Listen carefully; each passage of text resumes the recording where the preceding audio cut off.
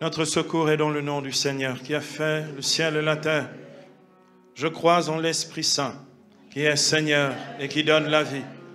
Il procède du Père et du Fils. Avec le Père et le Fils, il reçoit même adoration et même gloire. Il a parlé par les prophètes. Saint-Esprit de Dieu, nous nous réjouissons de ta présence et dans ta présence. Et nous voulons sanctifier ta présence, l'honorer, l'adorer, la chérir de tout notre cœur. Établis-nous en toi, fais-nous demeurer en toi tout au long de cet enseignement. C'est toi que nous voulons entendre au fond de notre être, inscrit par ton feu divin, la parole de vie sur les tables de chair de nos cœurs. Fais-nous expérimenter la richesse de ta grâce, celle qui vient aussi toucher notre intelligence pour l'élever en surnaturalité. Bénis-nous, Saint-Esprit, et sois avec nous, garde-nous et réjouis-nous dans ta présence. Au nom du Père et du Fils et du Saint-Esprit. Amen. Alléluia. Bien-aimés, bonne fête de Pentecôte encore. Alléluia. Nous arrivons au terme de ce séminaire de croissance sur le surnaturel. Et la dernière leçon de ce séminaire de croissance sur la vie dans le surnaturel portera sur le thème de l'expérience corporelle du surnaturel. De fait, bien-aimés, la dimension corporelle n'est pas en dehors de l'expérience de Dieu, et donc elle ne peut pas être en dehors de l'expérience du surnaturel. Quelqu'un me donne un amen? Parce que notre corps étant le temple du Saint-Esprit, et ce corps ayant les promesses de la résurrection, c'est-à-dire de la vie future dans le surnaturel, ne peut qu'être justement concerné par l'expérience de Dieu et l'expérience du surnaturel. Quelqu'un me donne un amen. Bien-aimés, nous avons déjà vu dans notre leçon sur la Pentecôte comme lieu de la rencontre du naturel et du surnaturel, cette expérience corporelle que l'on appelle l'hyperthermie, qui est une expérience justement physique du feu théophanique, ce feu de Dieu qui brûle sans consumer. Et nous avons donc déjà vu à partir de cette expérience comment le corps est sollicité pour pouvoir expérimenter, éprouver Dieu et être justement dans un mouvement aussi physique, corporel de transformation spirituelle. Me donne amen? Donne-moi un vrai amen? Amen. Et bien aimé, ce que le corps reçoit, c'est ce que l'âme reçoit en même temps. Il n'y a pas de dichotomie ou de schizophrénie sur le plan spirituel. Ce que j'éprouve physiquement, c'est ce que Dieu fait aussi intérieurement. Quelqu'un me donne un amen. Et donc, il n'y a pas qu'à rechercher extérieurement des phénomènes. En fait, il y a phénomène extérieur parce qu'il y a un agir intérieur du Saint-Esprit. Quelqu'un me donne un amen. Et bien aimé, nous l'avons aussi vu lorsque nous avons parlé de la prière dans le surnaturel. Comment justement la prière nous attire vers Dieu, puisque le but de la prière, c'est de communier à la vie de Dieu dans le surnaturel. Et nous avons vu que Dieu nous attire, Dieu nous apprivoise, Dieu nous établit en lui dans la prière et par le moyen de la prière n'étant qu'un moyen et pas une finalité. J'attends ici un amen. La prière n'est qu'un moyen, ce n'est pas une finalité. Et c'est pourquoi dans l'expérience de la prière, on voit des phénomènes comme des transports, on voit des phénomènes comme des phénomènes extatiques, comme l'extase, où Dieu nous sort de nous-mêmes pour établir notre âme en lui. Et on voit aussi des phénomènes de lévitation sur le plan physique, c'est-à-dire que notre corps lui-même aussi est élevé de terre pour être attiré vers Dieu, et c'est un phénomène corporel. Quelqu'un me donne un amen? Donc le corps n'est pas en dehors de l'expérience du surnaturel. Un dernier phénomène lié au fait que la grâce opère réellement, et donc je peux être moi-même témoin en vérifiant dans mon corps qu'il se passe quelque chose. 5 minutes avant, il n'y avait rien. 5 minutes après, il y a quelque chose. C'est l'expérience de la lumière, de la lumière de la transfiguration que les saints peuvent éprouver. Les saints et les amis de Dieu. Quand je dis saints, je nous inclus dedans. Quelqu'un me donne un amen. Les saints et les amis de Dieu, je vous ai dit depuis le début, justement, contrairement à d'autres propositions de la foi où on veut simplement proposer aux gens de recevoir des bienfaits matériels, le travail, la maison, l'argent, etc. L'expérience du surnaturel nous emmène vers Dieu, nous amène à Dieu pour aspirer, comme dit l'apôtre dans Colossiens 3, aux réalités d'en haut. Et donc, bien aimé, la finalité de cette aspiration, c'est la sainteté de notre vie. Dans le surnaturel, il y a non seulement de la sainteté, mais il y a aussi la divinisation de notre vie. Quelqu'un me donne un amen. Et donc, bien aimé, dans l'expérience de la lumière de la transfiguration, en fait, comme nous l'avons vu dans le témoignage de Saint Séraphime avec son disciple Motovilov, vous vous souvenez de cette histoire de Séraphime de Sarov avec son fils spirituel Motovilov, au moment où le feu du Saint-Esprit descendait sur eux, ils étaient aussi illuminés. Et c'est pourquoi, à un moment, Séraphime dit à son fils, il le fait exprès, il dit « Pourquoi ne regardes-tu pas mon visage ?» Et Motovilov dit « Père, je ne peux pas regarder ton visage, il est tellement lumineux. » Et là, Séraphime dit à son fils, à Motovilov, il lui dit « Tu le dis parce que le tien aussi est lumineux. » Quelqu'un me donne un amen. Bien-aimé, c'est la lumière de la transfiguration. L'apôtre Paul dit dans 2 Corinthiens 4, 6, « Le Dieu qui a dit des ténèbres resplendisse la lumière est celui qui a fait briller dans nos cœurs la connaissance de la gloire de Dieu qui est sur la face du Christ. Et le Seigneur fait réfléchir, fait resplendir, comme dans un miroir, notre propre visage, notre visage qui est découvert devant Dieu pour nous donner d'être transfigurés dans la gloire. » Quelqu'un me donne un amen.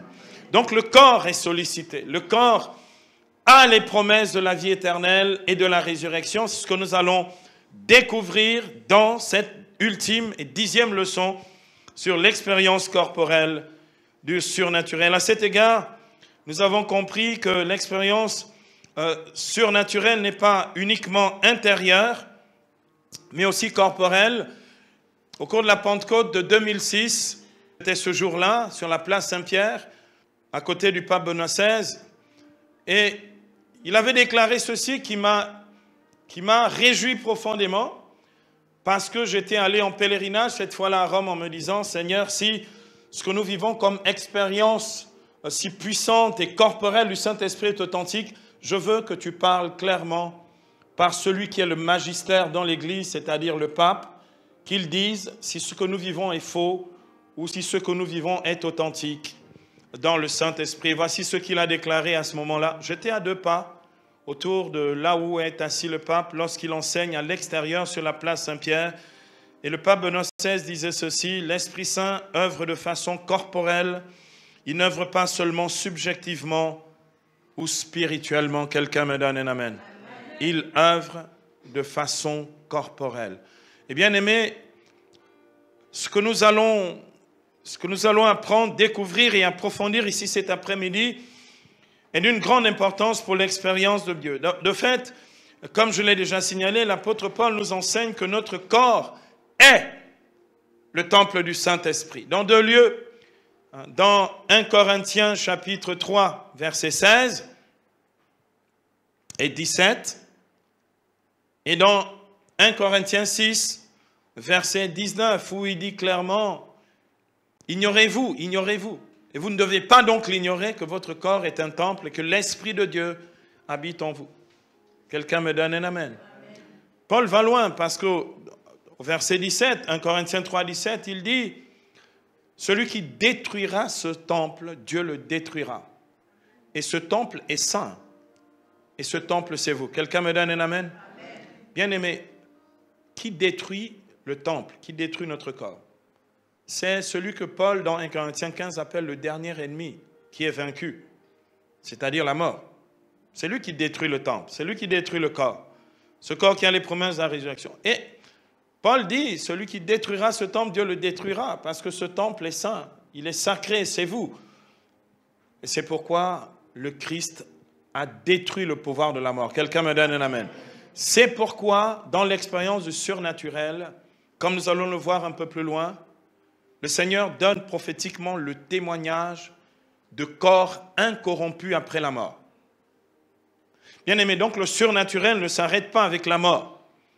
Le surnaturel annonce la résurrection et la vie éternelle. Quelqu'un me donne un amen. Bien-aimé, j'insiste encore pour dire, si ta vie chrétienne, c'est juste améliorer un peu tes conditions de vie, tu es loin de la vérité. Si ta vie chrétienne, ce n'est pas aspirer, comme dans le surnaturel, à partager, à participer à la divine nature, tu es loin du compte. Tu es un mondain qui est devenu un peu chrétien, tu es un charnel qui essaye de faire de son mieux avec un christianisme difficile à assumer, mais tu n'appartiens pas au Seigneur. Et ça, c'est l'état ou la situation de beaucoup de chrétiens qui remplissent les églises, mais dont le cœur et la vie est loin de Dieu. Bien-aimé, le Saint-Esprit n'habite pas passivement nos corps. Il n'est pas là juste, j'ai reçu le Saint-Esprit au baptême et puis, il serait là passivement. Non, le Saint-Esprit n'habite pas passivement nos corps, car il opère déjà. Il a commencé à opérer en nous le processus divin de la résurrection. Oh, l'amen ne sort pas. On sent, vous êtes comme des gens un peu bourrés qui ont bien fait la fête.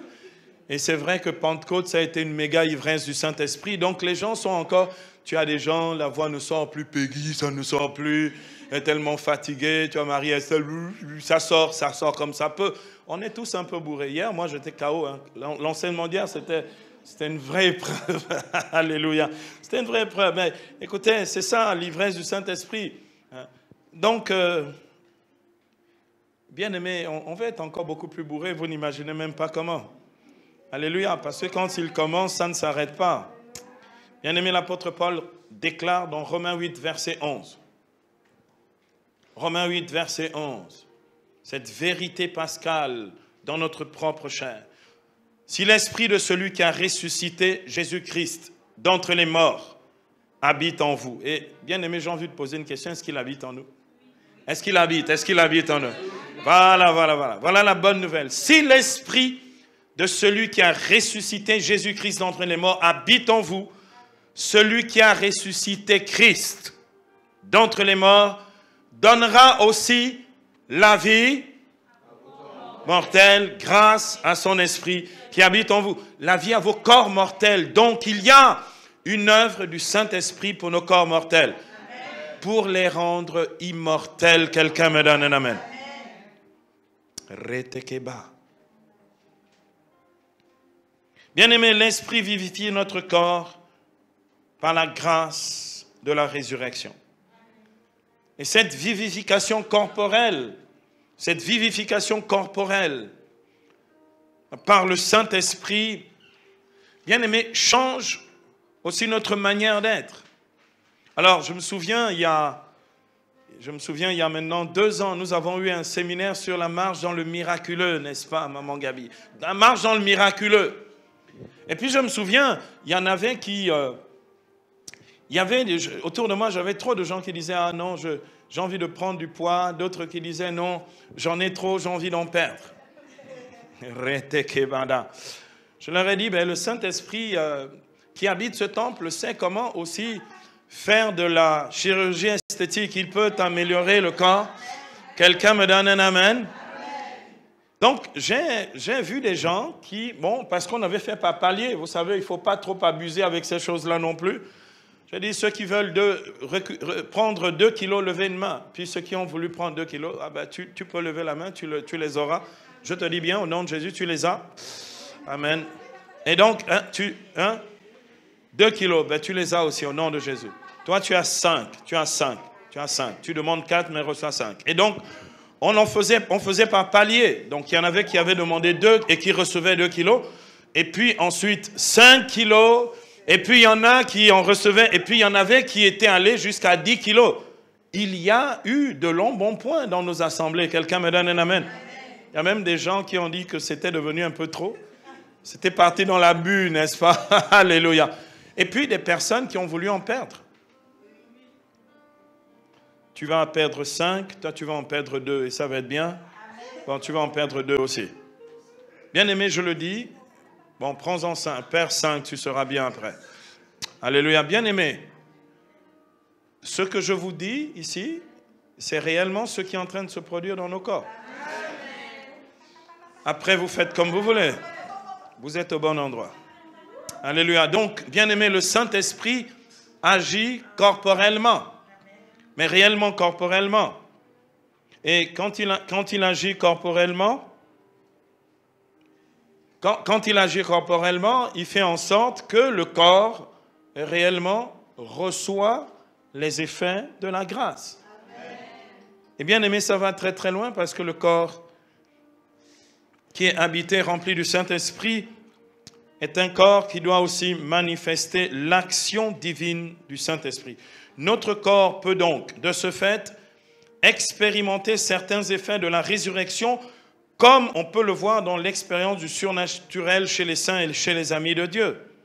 C'est la raison pour laquelle, bien aimé, on peut constater des effets corporels tels que, je vous en cite quelques-uns, le ralentissement ou la neutralisation du vieillissement. Quelqu'un entend? Vous avez des gens, on a l'impression qu'ils ne vieillissent jamais, que, bon, on vous dit, il a quel âge? Ah non, il doit avoir 25 ans ou 30 ans. En fait, c'est un vieux, il doit avoir 60 ans. Alléluia. En général, il fait la moitié de son âge. Le ralentissement, la neutralisation du vieillissement corporel, ou la préservation et la neutralisation miraculeuse des maladies. On te dit, le gars a un cancer, mais en fait, le cancer n'a aucun effet sur son corps. J'ai connu comme ça un ami, il s'appelait Fernand. Chaque année, quand il allait voir son oncologue, le médecin, le spécialiste donc, des cancers, il lui disait, bon, vous en avez encore pour 3 mois. Et l'année suivante, il revenait, il disait, bon, je suis toujours là. Et puis le professeur lui disait, mais j'ai l'impression que le cancer n'évolue plus. Ben, oui, c'est mieux qu'il n'évolue pas. Alléluia. Pendant 7 ans de suite, exprès, 7 ans, c'est un chiffre symbolique dans l'Écriture, c'est le chiffre de la perfection, de la totalité. Pendant 7 ans, chaque année, le médecin lui disait, mais je ne comprends pas, vous êtes toujours vivant. Il dit, oui, je suis encore là. Et il lui a dit un jour, le Seigneur n'a pas encore décidé, parce que ce n'est pas le cancer qui me tue, c'est Dieu qui décide quand je vais au ciel. Quelqu'un me donne un amen. Donc le ralentissement et la neutralisation des maladies est bien aimé. Des fois on dit, mais je ne comprends pas, telle personne souffre de telle maladie, mais ça ne produit aucun effet sur lui. Bien aimé, c'est la résurrection. Quelqu'un me donne un amen. Et bien aimé, je vais vous donner un autre exemple encore, où simplement des personnes qui vieillissent normalement, sans maladie, et j'en ai connu quelques-uns, sans maladie mortelle, si vous voulez, d'accord? Et puis, ils ne meurent pas parce qu'ils seraient arrivés au terme de la vie, parce qu'il y a eu une maladie, mais parce qu'ils ont été avertis par le Seigneur. On dit, mon ami Fernand, par exemple, le Seigneur lui a dit, bon, maintenant c'est bon Fernand, tu as bien travaillé pour moi, je viens te chercher ce soir. Donc il a dit à Edith, sa femme, écoute, prépare-toi. Bon, si tu veux pleurer, pleure maintenant, parce que pas au moment où je pars, parce que je veux la joie au moment du transport pour le ciel. Donc, elle s'était préparée. Et puis, bon, il était parti rassasié de jour. Non pas à cause de la maladie, mais parce que c'était l'heure de Dieu. Quelqu'un me donne un amen. Bien-aimé, je viens de parler du jour de ta mort. Quelqu'un me donne un amen? Quand Dieu voudra et comme il voudra. Non pas parce que tu serais perclus de maladie. Alléluia. L'apôtre Paul est témoin de cette expérience corporelle du surnaturel dans le récit de son naufrage sur l'île de Malte. Lorsque mordu par une vipère, il n'en eut aucune conséquence mortelle. Alors les gens de l'île, les païens de l'île, les barbares, comme on dit ici dans le texte grec, attendaient en disant, bon, ce type-là a dû faire de mauvaises choses, on va voir, il va mourir. Et puis Paul continue de vivre sa belle vie, tranquille, sans aucun effet. À ce moment-là, ils sont tellement étonnés qu'ils disent, non, cet homme ne doit pas être un humain, c'est un Dieu. Quelqu'un me donne un amen. Et bien aimé, justement, ils vont réaliser qu'il y a du divin dans la vie de cet homme. Ça s'appelle le surnaturel. Quelqu'un me donne un amen. Ce que constataient donc ces païens en déclarant que Paul était un Dieu, théon, ici dans le texte grec du Nouveau Testament, était tout simplement le témoignage vécu du surnaturel, car comme on le sait, le surnaturel est notre participation active à la vie de Dieu, au divin. C'est ça le surnaturel. 2 Pierre 1, verset 4. En Jésus, Dieu nous a rendus participants de la divine nature. Bien-aimé, j'aime ce passage du prologue de Jean, qui l'indique aussi admirablement. Dans Jean, chapitre 1er, les versets 12 à 13. Jean 1, 12 à 13. À ceux qui l'ont reçu, Christ dans leur vie, à ceux qui croient en son nom, il leur a donné le pouvoir de devenir enfants de Dieu. Ceux-là ne sont nés ni de la chair, ni du sang, ni d'un vouloir d'homme. Ils sont nés de Dieu. Quelqu'un me donne un amen. Ils ont été rendus participants de la divine nature. Et bien aimé, j'aimerais quand même préciser que Dieu est incorruptible, il est éternel et Dieu ne meurt pas. Quelqu'un me donne un amen. Donc si tu es divinisé par le surnaturel, cette grâce de l'élévation de la nature en surnature, eh bien il y a de moins en moins d'effets de la mort sur toi. C'est logique. Quelqu'un me donne un amen. C'est logique. Il y a de moins en moins des effets de la mort sur toi. Bien aimé, pour approfondir cette leçon sur l'expérience corporelle du surnaturel, nous verrons les 2 points suivants. A, le corps de la résurrection. Nous allons voir petit a, le corps de la résurrection. Nous allons donc, ça va être la partie biblique de notre enseignement. Et petit b, nous allons voir la prophétie de l'incorruptibilité corporelle chez les saints.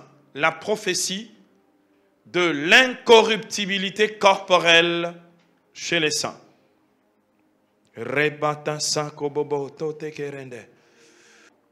Voyons, bien aimé, le premier point. Petit a, donc, le corps de la résurrection. Par le baptême, bien aimé, nous avons réellement, et j'insiste sur le réellement, mon adverbe, il a du sens ici. Nous avons réellement eu part à la résurrection du Christ selon Romains chapitre 6, verset 5.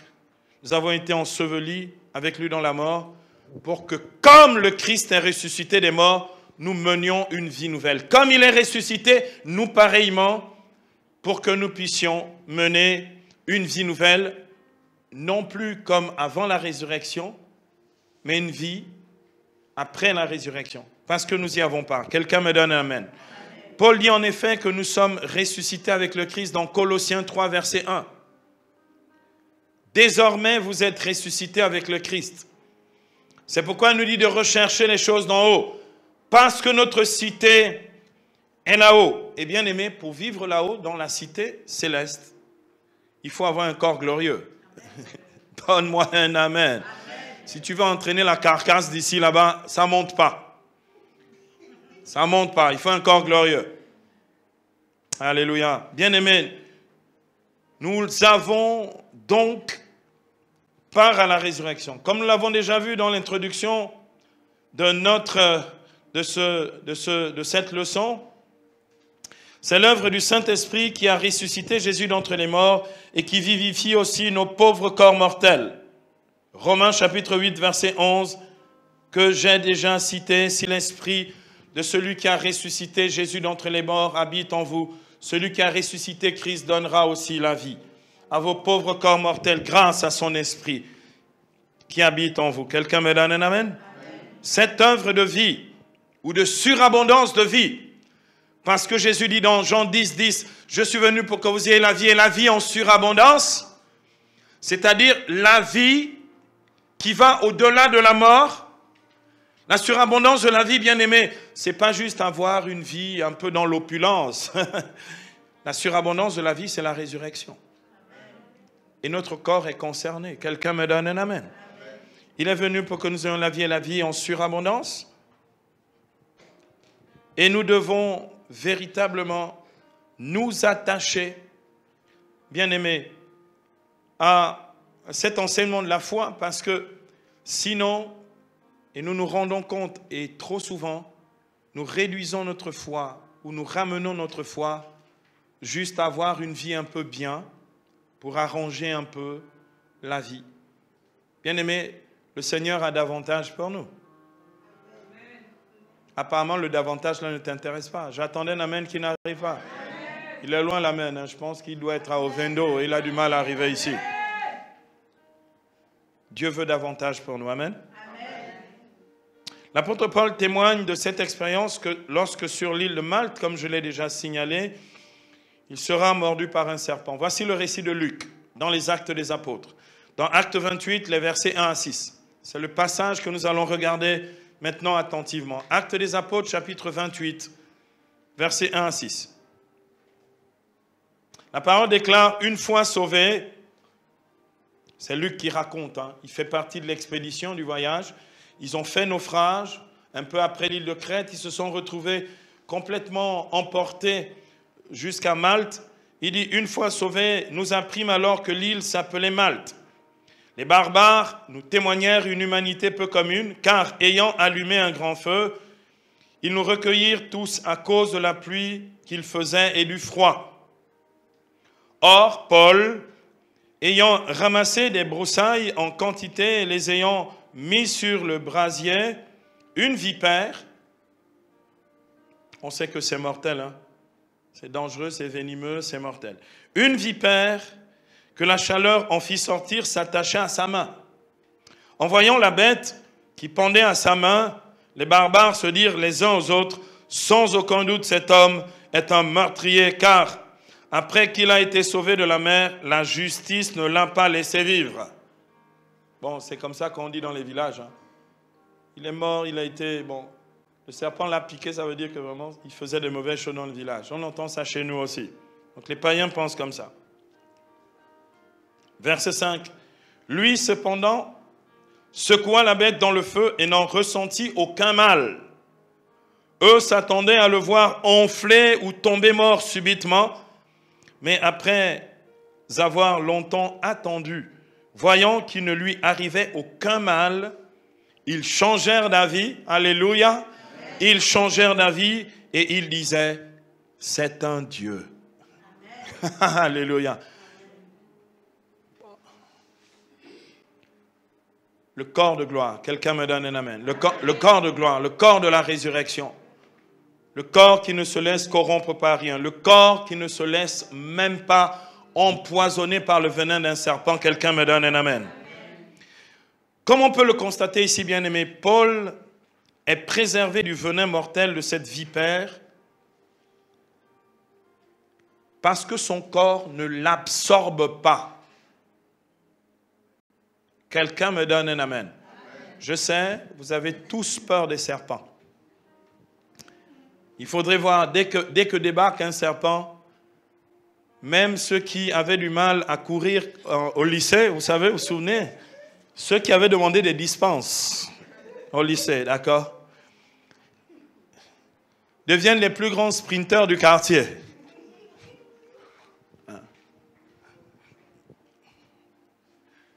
Bien-aimé, Jésus avait annoncé dans la finale de Marc, dans Marc chapitre 16, verset 18, Jésus avait annoncé pour ceux qui croient en lui, et bien-aimé, si tu es dans cette catégorie, ça te concerne aussi. Voici ce qu'il avait annoncé. Ils prendront dans leurs mains des serpents, et même s'ils boivent quelques poisons mortels, cela ne leur fera aucun mal. Amen. Donne un amen à la parole de Dieu. Bien-aimé, c'est une vérité évangélique. Ils prendront dans leurs mains des serpents, et même s'ils boivent quelques poisons mortels, cela ne leur fera aucun mal. Amen. Quelqu'un me donne un amen. Amen. Alléluia. Bien-aimé, comme nous le rapporte le récit de Luc ici à propos de Paul, Le verset 6, eux s'attendaient à le voir enfler ou tomber mort subitement. Mais après avoir longtemps attendu, voyant qu'il ne lui arrivait aucun mal, ils changèrent d'avis et ils disaient, c'est un Dieu. Dans l'expérience du surnaturel, bien-aimé, notre corps n'absorbe plus la mort. Notre corps n'absorbe plus la mort, car il devient de plus en plus transfiguré par la résurrection. Il est dit de Jésus, bien-aimé, dans Romains 6, verset 9. Le Christ ressuscité ne meurt plus. Sur lui, la mort n'a plus aucun pouvoir. Quel que soit ce qui pourrait apporter la mort, sur lui, elle n'a plus aucun pouvoir. Et si notre corps est de plus en plus transfiguré par la résurrection grâce à l'expérience du surnaturel, il n'absorbe plus la mort, il élimine même les maladies. Quel que soit le type de pandémie, non pas parce qu'on frime et qu'on veut narguer le corona, etc., pour jouer les braves. Non, bien-aimé. Mais parce qu'il y a un processus de la grâce de Dieu dans notre corps. Il y a une œuvre réelle qui se fait et qui n'a strictement rien à voir avec le fait que je prie beaucoup, ou j'ai la foi, ou je n'ai pas la foi. C'est le surnaturel. C'est-à-dire notre nature étant élevée en surnaturalité, tout ce qui pourrait corrompre naturellement n'a plus de pouvoir sur nous, puisque notre corps n'est plus seulement naturel, il est surnaturel. Bien-aimé, choisis la vie surnaturelle. Choisis le surnaturel. Établis-toi dans le surnaturel. Vis de façon surnaturelle. Ça veut dire que ne vis plus seulement comme quelqu'un qui attend la mort en disant, Seigneur, pourvu que je meure dans mon lit. Bien-aimé, c'est pour cette raison aussi que les gens qui vivent et marchent dans le surnaturel, ils peuvent faire un accident, même mortel, ils en ressortent intacts. Il y a des témoins de ça, les gens peuvent parler de ces choses. D'accord? Tu peux avoir la voiture complètement bousillée, c'est-à-dire, il y a, en termes de probabilité, il n'y avait aucune chance que tu sortes vivant de là. Tu ressors sans égratignure. Bon, vous avez un témoin devant vous, quelqu'un me donne un amen. Dieu fait ces choses. Et bien aimé, choisis le meilleur. Ne choisis pas le moins bon. Vous savez, il y a une femme que Jésus aimait visiter avec sa sœur et son frère à Béthanie. Elle s'appelle Marie. Jésus a dit qu'elle a choisi la meilleure part. Dans le texte grec, on dit qu'elle a choisi la bonne part. Choisis la bonne part. Choisis le meilleur dans le Seigneur. Bien-aimé, ok, je comprends. Et je l'ai dit au début de cette leçon, de ce séminaire. C'est vrai, ce genre d'enseignement que je vous donne, bon, vous les comprendrez dans 10 ans parce que c'est trop tôt.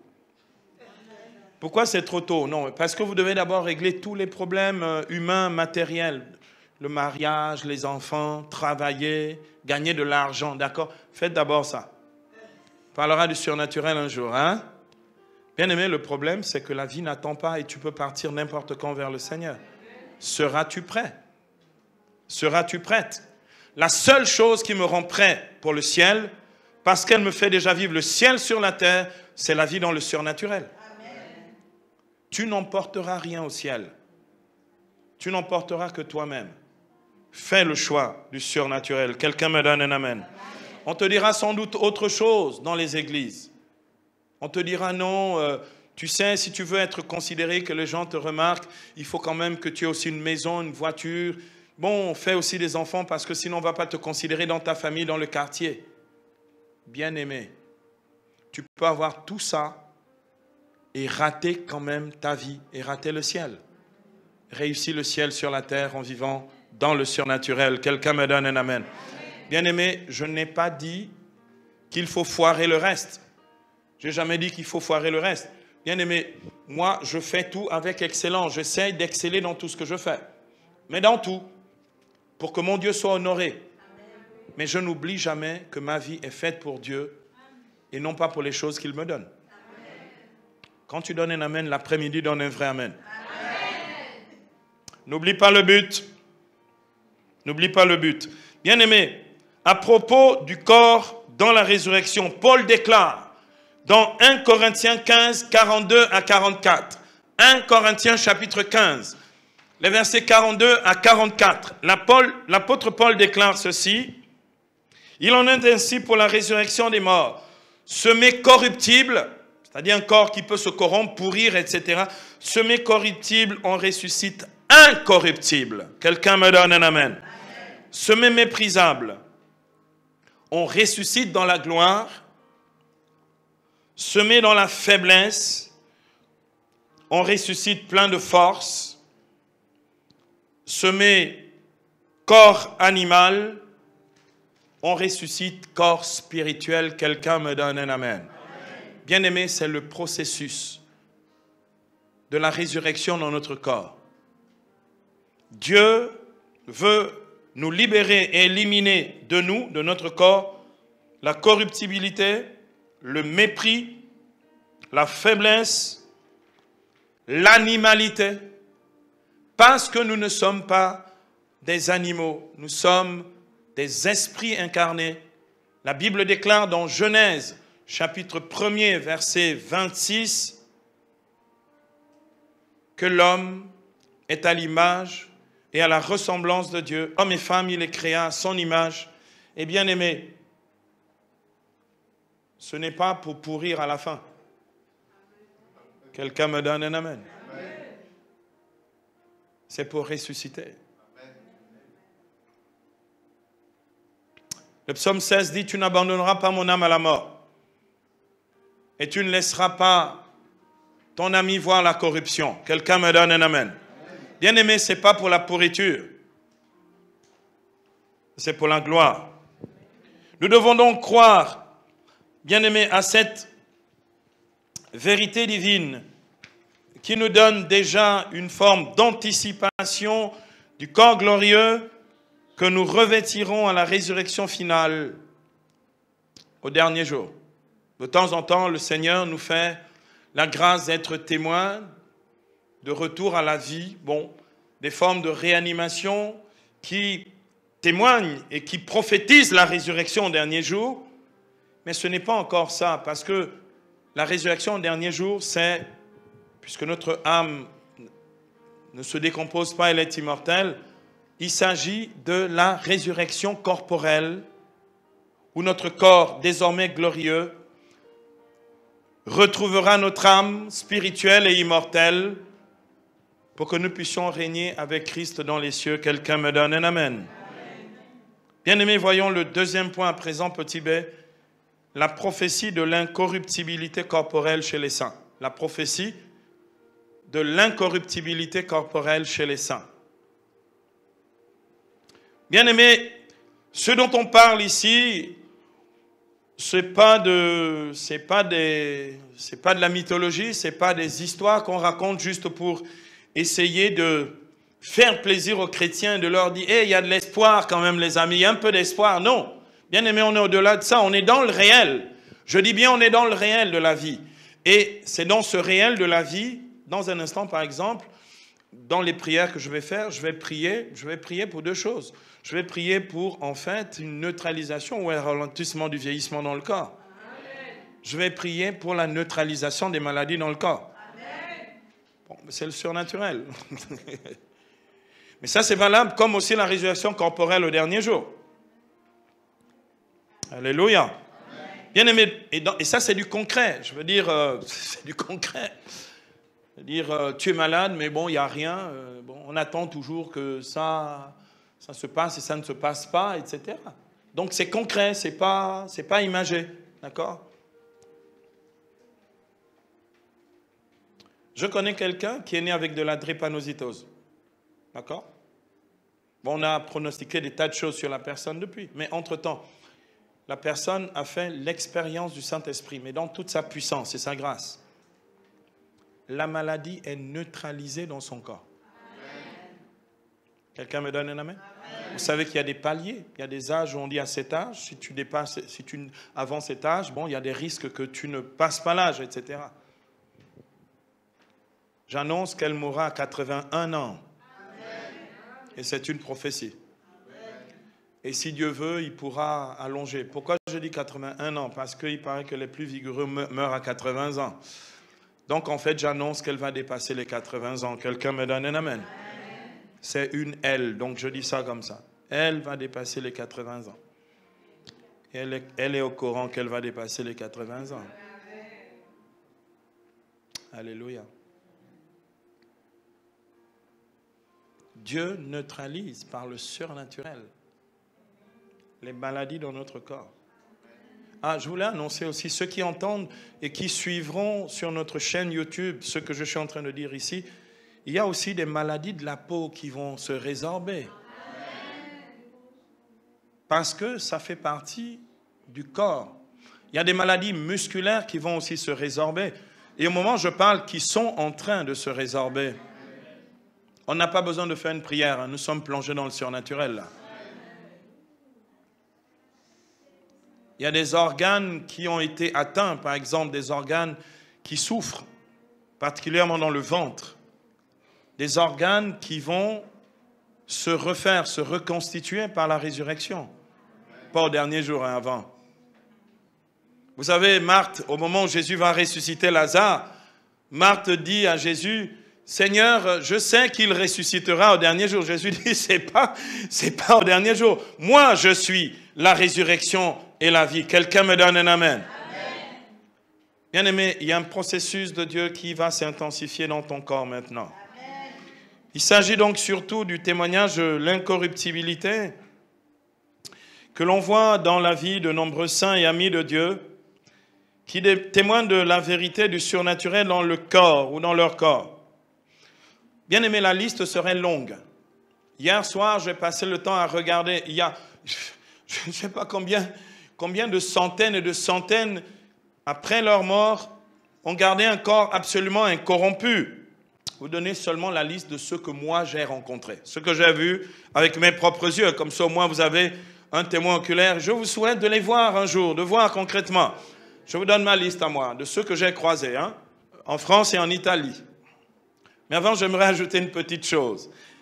Bien aimé, la liste serait trop longue, car il y a aussi bien des saints canonisés, des bienheureux, des vénérables, et de nombreux amis de Dieu qui ne sont toujours pas canonisés. Mais bon, leur corps est quand même déjà prêt pour la résurrection finale. Alléluia. Ce phénomène de conservation des corps est une œuvre surnaturelle du Saint-Esprit qui est une vraie prophétie de la résurrection corporelle le dernier jour. Il s'agit de la vérité d'un article du credo, puisque nous le confessons dans le credo. Je crois dans la résurrection de la chair et dans la vie éternelle. Quelqu'un me donne un amen. Bien-aimé, tu ne crois pas en vain, tu ne crois pas pour rien. C'est un article de foi. Et cet article est irréformable parce qu'il est dogmatique. Quelqu'un me donne un amen. Bien-aimé, crois-tu dans la résurrection de la chair et la vie éternelle? Je crois. Je repose la question. Crois-tu dans la résurrection de la chair et dans la vie éternelle? Je crois. Moi aussi, je crois. L'apôtre Paul déclarait dans l'épître aux Philippiens, dans Philippiens 3, les versets 20 à 21, dans cette foi. Philippiens 3, versets 20 à 21. Bien aimé, vous voyez bien que c'est pas, on n'est pas ici dans une petite idée, vous savez, dans les milieux un peu charismatiques et spirituels, on prend une idée qui nous est venue comme une intuition et puis on essaie de faire une doctrine autour. Non, là, c'est une doctrine biblique. Quelqu'un entend ce que je dis? Ce n'est pas des opinions personnelles. Ce n'est pas les idées de quelqu'un. C'est une vérité révélée. C'est la parole de Dieu et l'enseignement de l'Église. Je ne crois qu'à ça. Le reste, je ne crois pas. Tu peux être le plus grand charismatique de la terre. Si tu n'enseignes pas la saine doctrine, la vérité de Dieu, passe avec tes miracles parce qu'ils sont douteux. Le diable aussi fait faire des miracles aux gens. Quelqu'un entend ce que je dis en français? Donc les miracles ne m'impressionnent pas. Bon, peut-être vous. Moi, j'ai tout vu de ce qu'il y a écrit dans le Nouveau Testament. Donc quelqu'un vient essayer de me baratiner, il ne pourra pas parce que il faudrait d'abord qu'il ait vu tout ce qu'il y a dans le Nouveau Testament. D'accord? Bien aimé. L'apôtre dit dans Philippiens 3, 20 à 21, il dit ceci, « Notre cité à nous est dans les cieux. » Donne un amen. Amen. Notre cité à nous est dans les cieux, d'où nous attendons comme sauveur le Seigneur Jésus-Christ, qui transfigurera notre corps de misère pour le rendre semblable à son corps de gloire, avec la puissance qui le rend capable aussi de tout soumettre à son pouvoir. Quelqu'un me donne un amen. Bien-aimé, je suis en train de dire ceci. Le processus est commencé, celui de transfigurer notre corps de misère. Le corps malade, le corps qui a le rhume, le palu, le corona, les rhumatismes, les histoires de rhumatisme, d'accord? Il y a 2 jours, j'avais mal à ce genou. Parce que c'est quelque chose qui m'était arrivé jeune quand je dansais le breakdance. Je me suis foulé le genou. C'est là où mes petits-enfants gesticulent. Moi, je dansais le breakdance dans les années 80. Vous ne connaissez pas la vie des gens? On avait une vie avant. Donc, je m'étais un peu froissé les ligaments. De temps en temps, surtout en plein hiver, j'ai un peu de douleur et puis tout ça. Et puis là, j'ai fait beaucoup de genuflexions pendant la semaine sainte, puisque tous les jours, je faisais le chemin de la croix. Donc, nous t'adorons, Christ, et nous te bénissons. Et donc, je posais le genou et à chaque fois, et bon, ça a réveillé un peu les douleurs. Puis ça commençait à m'embêter sérieusement. Et il y a 2 jours, on était tellement plongé dans le surnaturel, je ne sens plus la douleur. Je dis, bon, ben voilà, tu vois, les histoires de rhumatisme. Les histoires de rhumatisme. Plonge-toi dans le surnaturel. Il y a les douleurs corporelles qui vont s'en aller toutes seules au nom de Jésus. L'incorruptibilité des corps est un phénomène que l'on constate depuis le XIIIe siècle dans l'histoire de l'Église. Bon, sans doute il y a eu avant. Je parle de ce que l'on a constaté. Depuis le XIIIe siècle. Avec le corps de Sainte Rose de Viterbe. Bon, écrivez-moi le nom, vous irez fouiller la vie. Sainte Rose de Viterbe. Viterbe, c'est en Italie. Une ville que j'ai bien connue en Italie. Sainte Rose de Viterbe, qui est mort en 1252. Corps qui est resté intact après sa mort. À partir de ce moment-là, lorsque quelqu'un mourait en odeur de sainteté, l'Église prenait la peine de laisser le corps pendant 1 année ou plusieurs années. Et plusieurs années après, l'Église venait ouvrir pour vérifier s'il y avait incorruptibilité. D'où les surprises des saints dont je vais vous parler à présent et que moi j'ai vu avec mes propres yeux. Le Seigneur m'a donc fait la grâce et je bénis son saint nom pour cela et parce que ça a stimulé ma foi dans la résurrection sur le plan corporel. Le Seigneur m'a fait la grâce de voir des corps non corrompus de nombreux saints tel que Saint Jean-Marie Vianney, le Saint curé d'Ars, comme on l'appelle aussi, qui est mort au XIXe siècle. Il est mort en 1859.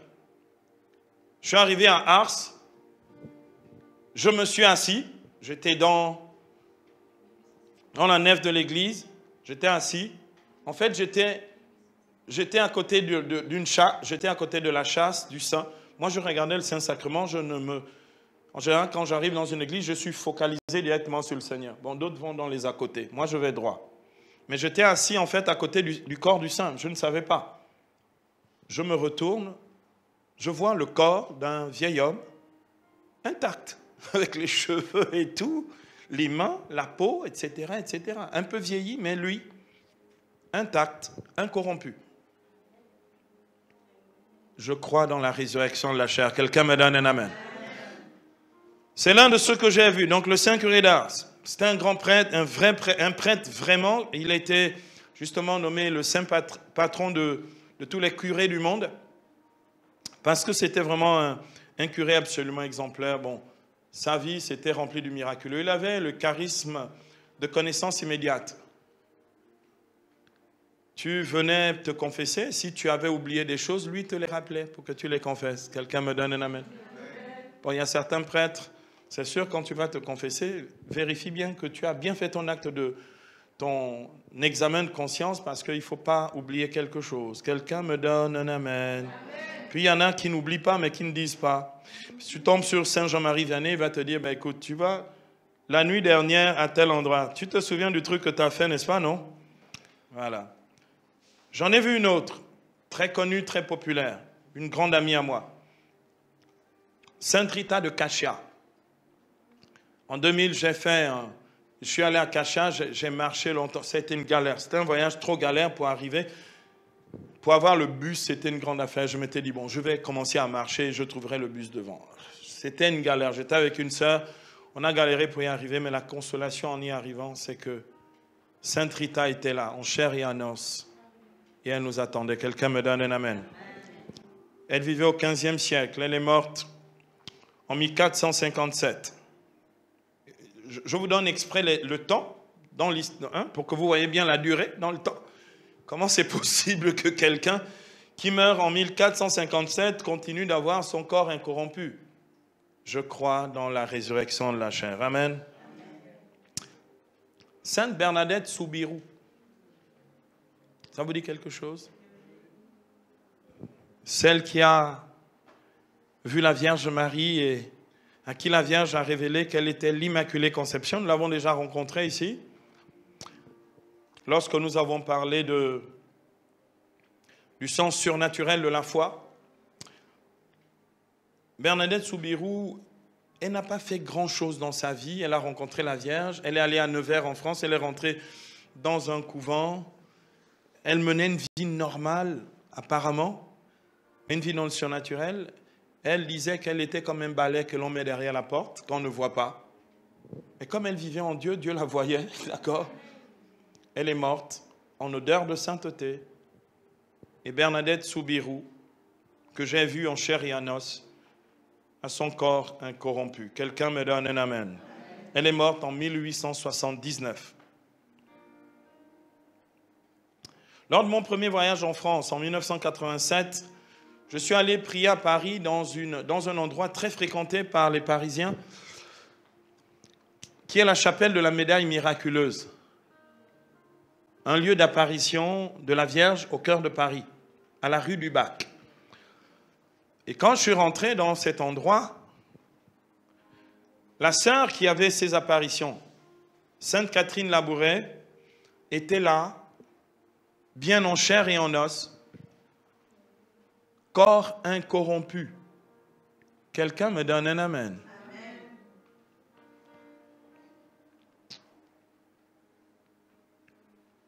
Quand je vivais en Italie, quand j'étais étudiant en théologie, j'avais emmené à la foi quelques années avant, j'avais emmené au Seigneur une jeune qui est devenue religieuse dans un monastère de sœur Clarisse Capucine à Città di Castello. Et je ne savais pas que la fondatrice du monastère était une grande sainte. Je vous ai parlé déjà un tout petit peu d'elle parce que c'est elle qui se déplaçait dans son couvent en volant d'un endroit à l'autre parce qu'elle n'avait pas le temps de toucher le sol, il ne fallait pas se salir les orteils, n'est-ce pas? Elle faisait ça avec beaucoup de classe. Et donc, Sainte Veronica Giuliani, quand je suis arrivé la première fois, on m'a installé dans ma cellule et puis c'était le moment de la messe. Donc, on m'emmène à la sacristie, je m'habille, je me prépare à célébrer l'Eucharistie du Seigneur. Je rentre dans l'église, je fais la genuflexion devant le tabernacle qui était en face de moi. Et en dessous du tabernacle, il y avait le corps incorrompu de Sainte Veronica Giuliani. Tous les jours, et donc pendant toutes ces années, quand je célébrais l'Eucharistie, en dessous de l'autel, il y avait le corps incorrompu de Sainte Veronica Giuliani. Et quand je faisais mes prières de nuit, tout seul dans la chapelle, j'étais pas seul. Il y avait Veronica Giuliani. Je crois dans la résurrection de la chair. Amen. Bien-aimée, elle est morte en 1727, au XVIIIe siècle. 1727. Et puis, j'ai eu souvent l'occasion, et beaucoup d'occasions, d'aller à San Giovanni Rotondo. Ça a été un grand lieu de consolation spirituelle pour moi. Et on sait, le grand saint qui a vécu là-bas, Saint Padre Pio de Pietrelcina. On a ouvert sa tombe un peu tardivement. Il est mort en 1968, comme beaucoup le savent déjà. Lui aussi a un corps incorrompu. Quelqu'un me donne un amen? Plus récemment, le dernier, dans l'histoire de l'Église, le dernier, dont on a constaté l'incorruptibilité corporelle par la résurrection, c'est le jeune Carlo Acutis, qui est mort en 2001 et dont le corps a été retrouvé intact avec ses vêtements en 2018. Ce qui est magnifique avec le témoignage de ce jeune homme, il est mort, il avait une leucémie foudroyante, donc un cancer, mais le Seigneur lui a dit, bon, je vais venir te chercher. Il dit, donne-moi une année. Seigneur, j'aimerais faire le tour des églises là où il y a eu un miracle eucharistique. Donc il a visité tous les sanctuaires, les chapelles, partout où il y a eu un miracle eucharistique dans le monde. Quand il a fini son tour du monde, il a dit, Seigneur, je suis prêt. Un soir, il est parti. Quelqu'un me donne un amen. Vous avez même une vidéo, bon, je ne sais pas, c'est parce que vous ne parlez pas italien, il y a carrément une vidéo où il dit, bon, écoutez les gars, il dit, alors c'est le saint patron, il est bien heureux, hein, c'est le saint patron pour les jeunes qui vont des réseaux sociaux et tout ça. Et donc, Carlo, donc il dit, donc il fait son buzz aussi avant de partir, donc il dit au revoir aux amis en italien et tout, il dit, les gars, je suis prêt, je m'en vais. Quelqu'un me donne un amen. Intact. Son survêtement, ses cheveux peignés avec du gel et tout, comme quand il était. Tu le vois, tu as l'impression que tu as en face de toi un jeune homme qui est en train de dormir. Quelqu'un me donne un amen. Je crois dans la résurrection de la chair et dans la vie éternelle. Amen. Bien-aimés, on peut tirer 2 leçons à ce dernier phénomène. Cette leçon sur le surnaturel qui est fort utile pour nous, pour que nous n'ayons pas des vies chrétiennes, menions une vie chrétienne banale, que nous croyons, que nous puissions véritablement nous élever là où Dieu lui-même veut que nous soyons, c'est-à-dire à la ressemblance avec le Fils de Dieu. Quelqu'un me donne un amen? 2 leçons, bien-aimés. La première, c'est que l'œuvre de la résurrection est déjà commencée dans notre corps mortel. Première leçon. Crois-le, vis-le. L'œuvre de la résurrection est déjà commencée dans notre corps mortel. Quelqu'un me donne un amen. Deuxième leçon. La vie dans le surnaturel nous fait anticiper dès ici-bas la vie future que nous aurons dans le royaume des cieux. La vie dans le surnaturel nous fait anticiper dès ici-bas la vie future que nous aurons dans le royaume des cieux. Quelqu'un me donne un amen. Alléluia. Tu es le meilleur conseiller. À tout instant, murmure-moi à l'oreille ce que je dois faire pour plaire à mon Dieu. À tout instant, murmure à l'oreille ce que je dois faire pour plaire à mon Dieu. Guide-moi sur les chemins de sainteté qui conduisent vers le royaume des cieux. Tu es le meilleur enseignant. Tu es le meilleur conseiller. Un peu plus fort. À tout instant. Murmure-moi à l'oreille ce que je dois faire.